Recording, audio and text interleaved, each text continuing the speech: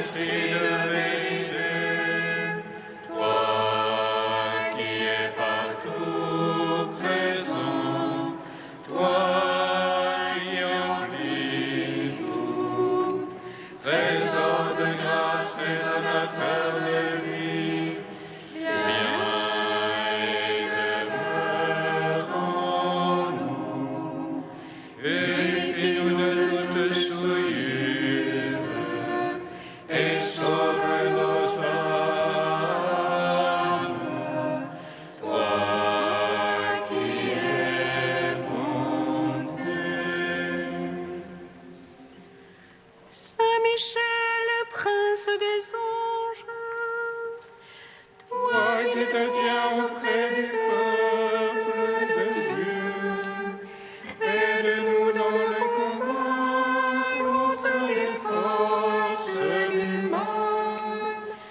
Toi qui as su t'opposer à l'adversaire dans le ciel, en plaidant contre l'accusateur de nos frères, aide-nous de ta prière à l'heure des tentations. Intercède pour nous, Saint gardien de Jérusalem. Saint Michel, prince des anges, Toi qui te tiens auprès du peuple de Dieu, aide-nous dans le combat contre les forces du mal. Toi qui as su t'opposer à l'adversaire dans le ciel, en plaidant contre l'accusateur de nos frères, aide-nous de ta prière à l'heure des tentations. Intercède pour nous, Saint gardien de Jérusalem. Amen.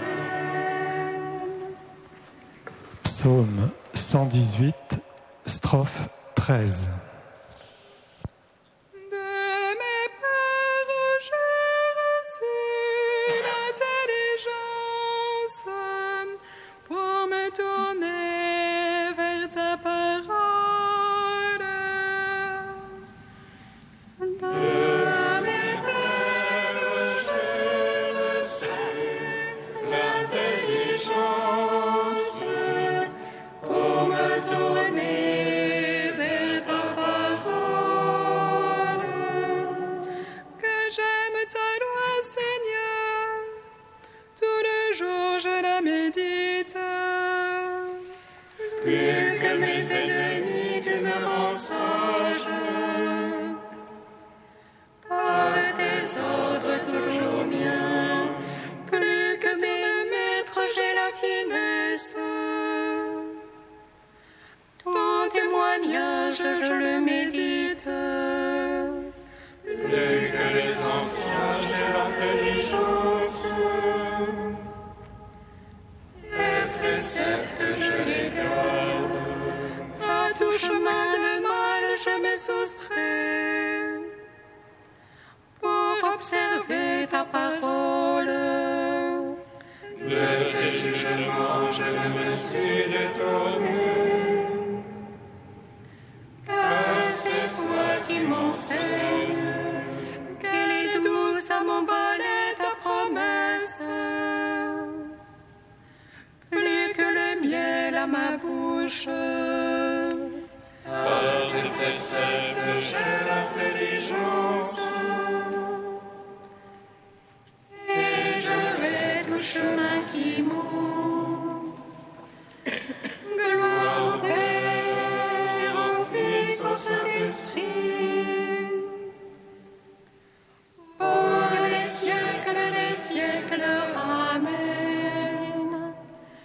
De mes pères, j'ai reçu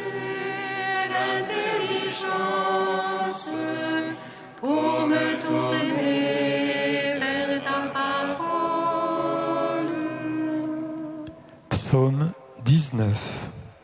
Gloire à toi, Seigneur des puissances, gloire à toi,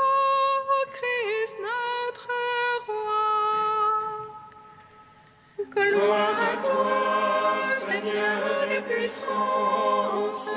Gloire à toi, ô Christ, notre roi. Qu'il te réponde, le Seigneur, au jour d'angoisse. Qu'il te protège, le nom du Dieu de Jacob. Du sanctuaire qui t'envoie le secours. Qu'il demeure ton soutien depuis si long. Qu'il se rappelle toutes tes offrandes. Ton holocauste, qu'il le trouve savoureux. Il te donne selon ton cœur. Et toutes les saints qui les secondent. Que nous crions de joie dans ton salut. Qu'au nom de notre Dieu nous pavoisions. Que le Seigneur accomplisse tes requêtes. Toutes tes prières qu'il les exauce. Maintenant je connais que le Seigneur donnera le salut à son Christ. Des cieux de sainteté, il lui répond. Par les gestes sauveurs de sa droite, aux uns les chars, aux autres les chevaux. À nous d'invoquer le nom de Dieu. Il plie, il tombe. Nous debout nous tenons. Seigneur, sauve le roi. Réponds-nous au jour de notre appel. Gloire au Père, au Fils, au Saint-Esprit. Pour les siècles des siècles. Amen. Gloire à toi, Seigneur des puissances. Gloire à toi, ô Christ, notre roi. Psaume 20. Seigneur, ta force réjouit le roi. Combien ton salut le comble d'allégresse. Tu lui as accordé le désir de son cœur. Tu n'as point refusé le souhait de ses lèvres. Car tu l'as prévenu de bénédiction de chant. Tu as mis sur sa tête une couronne d'enfant. Tu lui as accordé la vie qu'il demandait, longueur de jour encore et à jamais. Grande gloire lui fait ton salut. Tu as mis sur lui le faste et l'éclat. Oui, tu l'établis en bénédiction pour toujours. Tu le réjouis de bonheur près de ta face. Oui, le roi se confie dans le Seigneur. La grâce du Très-Haut le garde du faux. Ta main trouvera tous tes adversaires. Ta droite trouvera tous tes ennemis. Tu feras d'eux une fournaise de feu au jour de ta face. Le Seigneur les engloutira dans sa colère et le feu les avalera. Le fruit qu'il ôtera de la terre, leur semence d'entre les fils d'hommes. Ont-ils tramé le mal contre toi, mûri leur plan, ils n'auront pas le dessus. Oui, tu leur feras tourner le dos, contre eux tu banderas ton arc. Lève-toi, Seigneur, dans ta force, nous chanterons, nous jouerons pour ta vaillance. Rendons gloire au Père Tout-Puissant, à son Fils Jésus-Christ le Seigneur. À l'Esprit qui habite en nos cœurs, siècles. Amen. Gloire à toi, Seigneur des puissances. Gloire à toi, ô Christ notre roi. Prière de Salomon, page 254. Seigneur Dieu d'Israël, tu es notre Dieu l'unique. Aucun autre Dieu pareil à toi, ni dans les cieux, ni sur la terre. Toi qui es fidèle à l'alliance et garde bienveillance à notre égard. Si nous marchons de tout notre cœur, comme de fidèles serviteurs devant toi, écoute la supplication de ton serviteur et de ton peuple Israël lorsqu'ils prieront dans ce lieu.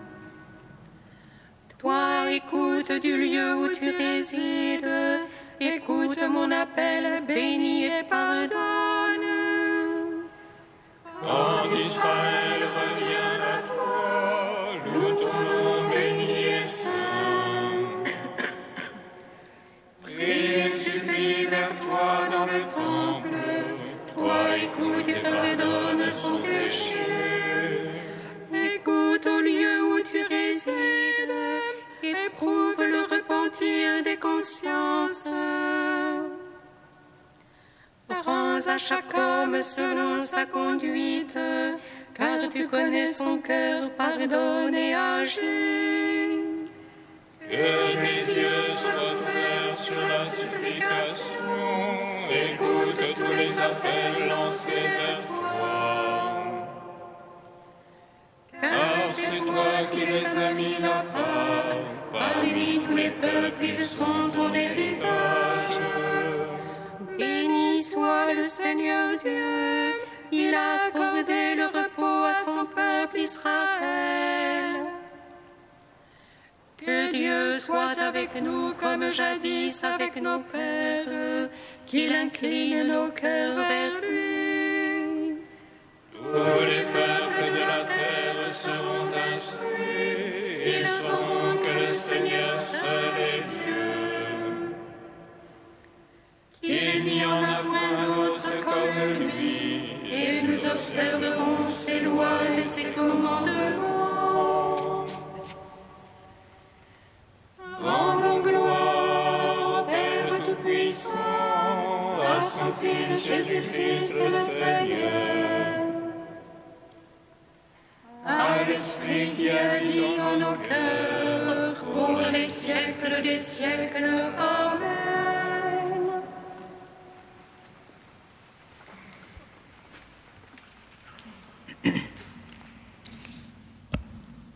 Du père Caffarel. Le fleuve tient tout son être de la source.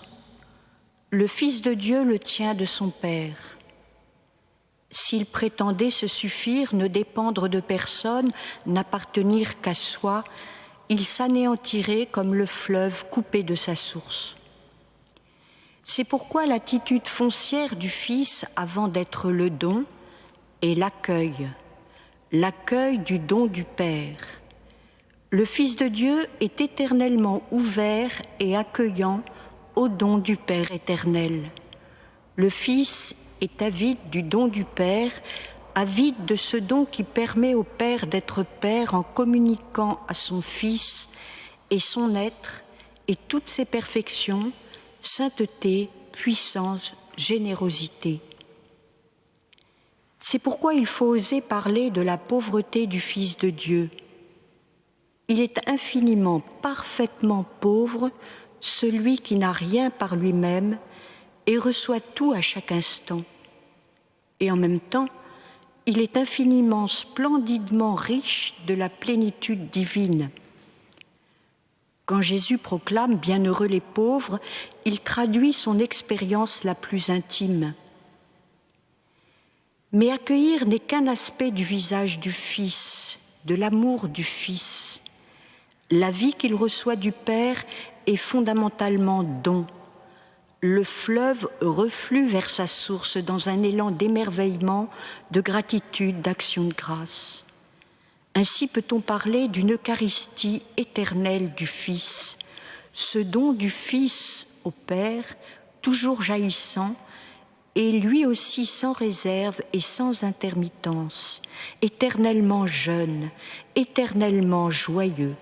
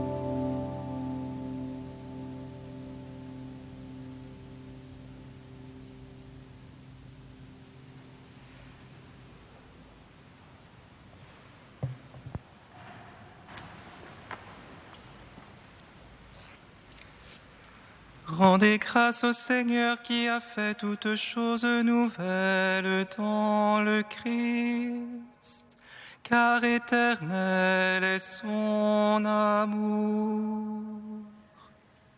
Rendez grâce au Seigneur qui a fait toutes choses nouvelles dans le Christ, car éternel est son amour.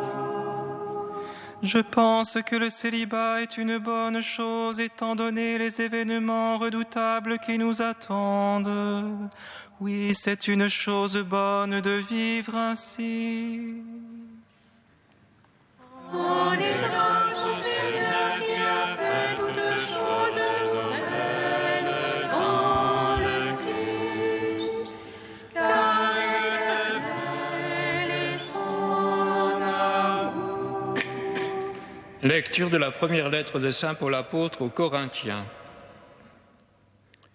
Frères, au sujet du célibat, je n'ai pas reçu d'ordre spécial du Seigneur, mais je donne mon avis. Moi qui suis devenu digne de confiance grâce au pardon du Seigneur.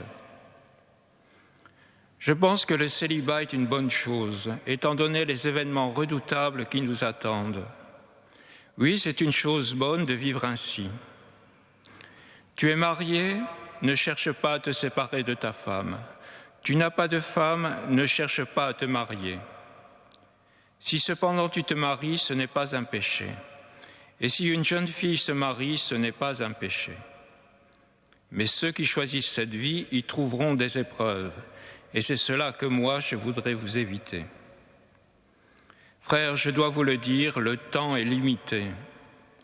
Dès lors que ceux qui ont une femme soient comme s'ils n'avaient pas de femme, ceux qui pleurent comme s'ils ne pleuraient pas, ceux qui sont heureux comme s'ils n'étaient pas heureux, ceux qui font des achats comme s'ils ne possédaient rien, ceux qui tirent profit de ce monde comme s'ils n'en profitaient pas. Car ce monde tel que nous le voyons est en train de passer. Gloire à toi, ô Dieu vivant, gloire à toi. Gloire à toi, ô Dieu vivant, gloire à toi.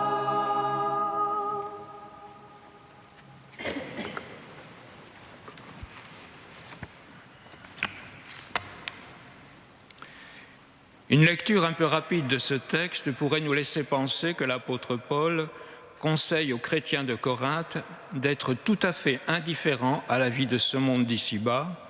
Seul compte l'attente de la nouvelle venue du Christ, l'attente de la parousie, et il faut s'y préparer. Deux principes sont implicites dans la pensée de Paul. Premier principe implicite, au départ, il y a toujours Dieu qui est amour, donc élection et appel. Chacun, quelle que soit la diversité des situations, est appelé à la gloire de Dieu. Dieu appelle tout le monde. Il s'adresse à chacun en tenant compte de ce qu'il est pour qu'il puisse s'accomplir dans l'état de vie qui est le sien. L'état de vie est ainsi reçu comme donné par Dieu et nous avons à marcher dans l'état où Dieu nous a appelés. Second principe implicite, le propre du temps est de fuir et il est polarisé sur un but, une fin des temps, dans les deux sens du terme. Cessation et but. Le monde actuel dans lequel nous vivons n'est donc qu'une figure, une réalisation partielle, incomplète et fragile d'un monde à venir où tout sera accompli. Tout sera accompli. Nous sommes donc dans une espèce d'entre-deux, dans cet intervalle de temps entre le premier et le second avènement du Christ, ce que Jésus et les apôtres appellent les derniers temps. Quelle sera donc l'attitude des chrétiens durant ce temps? Il reviendra dans la gloire pour juger les vivants et les morts, disons-nous chaque dimanche dans le credo. La parousie échappe à nos catégories habituelles, car elle ne concerne pas seulement la seconde venue du Christ, mais aussi le jugement dernier, mais aussi la glorification finale du Christ, mais aussi la libération définitive de l'humanité et même de toute la création. Et à moins de virer comme ces millénaristes qui, à force de vivre dans l'attente du retour, sont déconnectés du monde présent, nous avons tendance à repousser toute idée de parousie en déclarant que ce qui était bon dans les premiers temps du christianisme, où on la croyait proche, n'a plus de sens aujourd'hui. En fait, nous sommes dans le temps de l'attente, mais certain de la victoire, c'est le temps de l'espérance. La structure de ce monde-ci cède de la place au monde qui vient. Le salut est déjà réalisé, même s'il n'a pas encore produit tous ses effets dans les profondeurs de chacun, les comportements collectifs et les structures sociales, encore marquées par le vieux monde. Le présent n'est pas seulement orienté, il est rempli déjà de la fin. Cette évidence court tout au long des écrits des apôtres, appelant à la vigilance, au combat, au détachement. C'est donc entre le déjà là et le pas encore que se vit l'espérance. Certains seront plus sensibles au déjà là, au signe de la présence, et sont portés à la louange. Veilleurs, ils anticipent. D'autres, plus attentifs au pas encore, aux symptômes du mal et à l'absence de Dieu, s'engagent dans la transformation du monde. Le risque est des deux côtés, pour les uns de négliger la tâche, pour les autres d'oublier la veille. La foi anime les uns, la charité les autres, mais c'est l'espérance qui les maintient unis par une tension intérieure au temps chrétien. L'attitude du chrétien sera donc attendre activement et veiller. La parabole des vierges sages et des vierges folles chez Matthieu peut nous faire comprendre les motivations sous-jacentes du texte de Paul. Comment entendre de manière active? L'attente est normalement une attitude passive. Et c'est pour cela que nous avons du mal à attendre et que la patience nous coûte. Et puis, que veut dire veiller en esprit? La vie suppose le sommeil. Et on imagine mal ce que peut représenter un état de veille spirituelle perpétuelle. Les vierges sages, du reste dans la parabole, se sont endormies, tout comme les vierges folles. Et si le Seigneur vient de nuit comme un voleur, il doit bien s'attendre à nous surprendre. Il n'y a donc pas lieu de s'étonner si l'on n'attend pas de manière vigilante la seconde venue du Seigneur. Mais les vierges insouciantes ne sont pas coupables de s'être endormies. Elles sont coupables de leur insouciance. Elles n'ont pas su anticiper l'événement de la venue de l'époux. Elles ont pensé qu'on verrait bien le moment venu, qu'il n'y avait pas de péril en la demeure. Les vierges sages n'étaient pas nécessairement des angoissées du lendemain et des obsédées de la catastrophe. Elles avaient raisonnablement tenu compte des délais de l'attente. Elles avaient su être actives à temps. Donc ce qui fait l'homme vigilant, c'est un certain regard. La vigilance est comme le regard du jardinier qui défriche et prépare le terrain et qui sait voir dans le bourgeon à peine formé la promesse d'une fleur. La vigilance n'est pas vaine attente d'un ailleurs ou d'un autre jour. Elle est au contraire une manière d'habiter le présent, dans la tension du déjà là et du pas encore. On a souvent reproché aux chrétiens, vous regardez tellement le futur qu'en fait vous fuyez le présent. Vous êtes endormis par rapport à vos responsabilités d'aujourd'hui, vous tenez pour vain et pour néant ce qui est la réalité quotidienne de ce monde. Par fuite du présent, par peur du présent, vous vous réfugiez dans une illusion. Cette objection de type marxiste n'est pas totalement dénuée de fondement.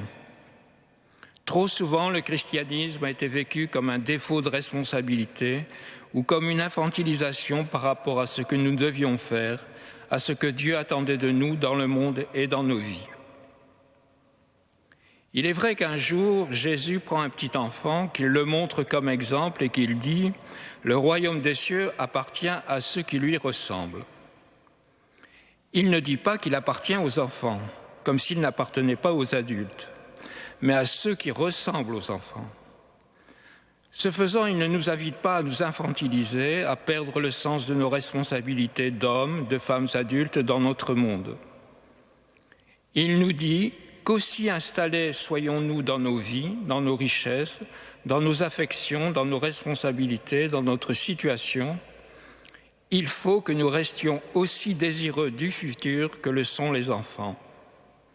Les enfants disent toujours « Moi, quand je serai grand, je ferai ceci, je ferai cela ». Ils demandent et exigent beaucoup de choses. Nous sommes donc invités non pas à démissionner ni à nous infantiliser, mais à garder le sens des proportions et à considérer à la manière de l'enfant qu'effectivement ce que nous vivons maintenant est bien peu de choses par rapport à ce que Dieu nous promet.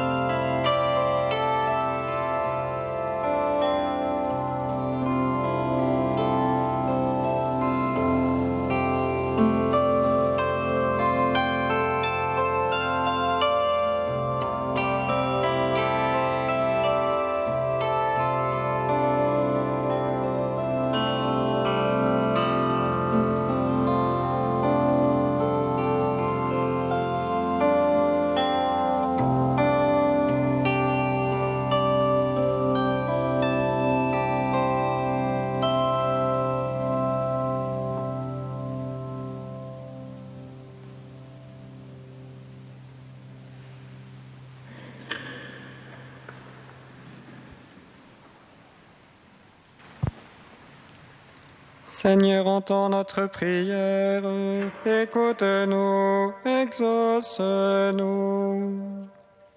Seigneur, entends notre prière, écoute-nous, exauce-nous. Pour les malades, nous te prions, Seigneur, donne-nous de pouvoir les accompagner dans leurs souffrances. Seigneur, entends notre prière, écoute-nous, exauce-nous.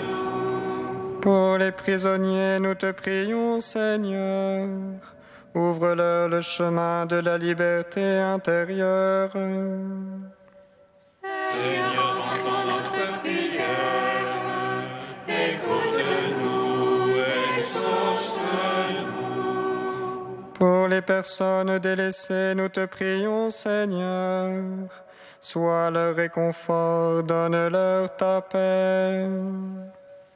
Seigneur, entends notre prière. Écoute-nous, exauce-nous. Dieu saint, saint fort, saint immortel, prends pitié de nous. Dieu saint, saint fort, saint immortel, prends pitié de nous.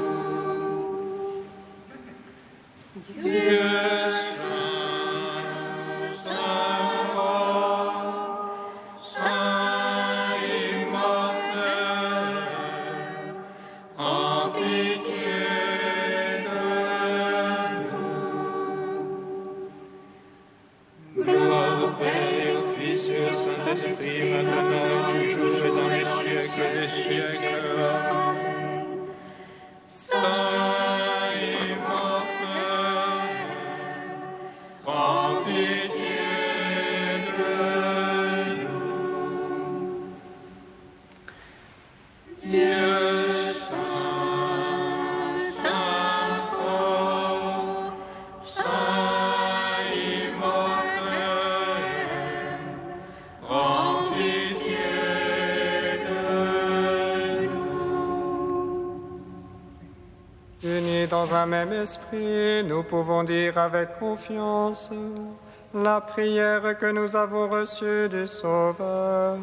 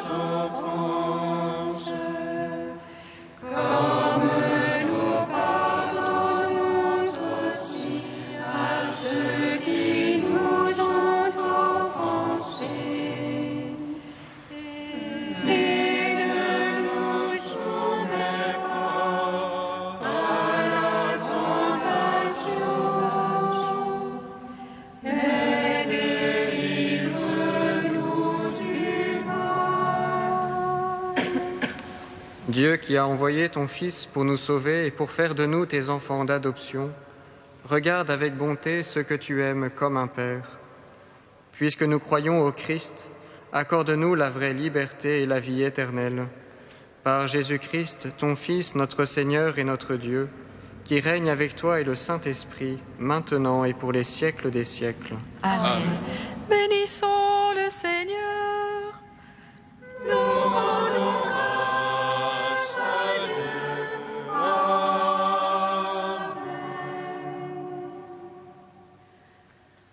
L'ange annonça à Marie qu'elle serait la mère du Sauveur.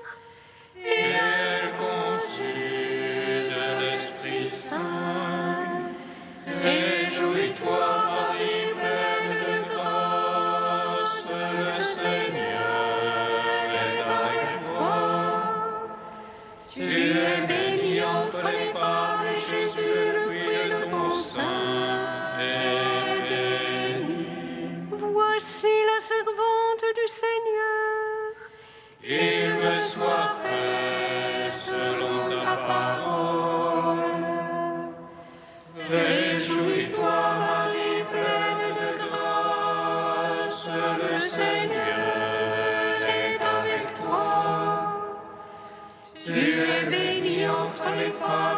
Jésus, le fruit de ton sein, est béni.